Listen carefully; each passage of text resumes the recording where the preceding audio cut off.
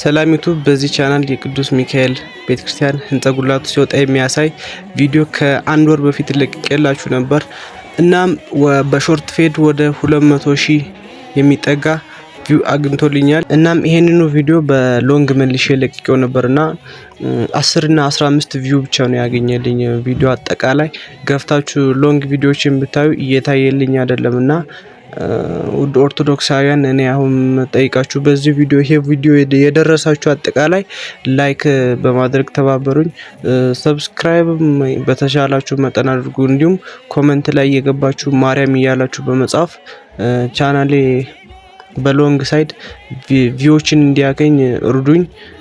እይታም ያገኘልኝ አይደለም ሎንግ። ለዛ ነው አሁን ይሄን ቪዲዮ ለመስራት የተገደድኩት። እንዲሁም መዝሙራትን በዚሁ ቻናል በዚሁ በማርያም ብርሃን በሚለው ቻናል ያጋራውላችሁ ነበር። እናም እይታ እንዲያገኝልኝ በተቻላችሁ አቅም አንዳንድ ጊዜ ላይክ ያደርጋችሁ ቢያንስ ተባበሩኝ እና እቺን ቪዲዮ እስከ መጨረሻው በማየት ተባበሩኝ።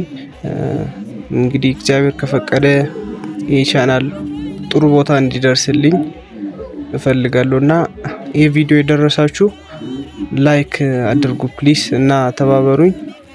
አመሰግናለሁ።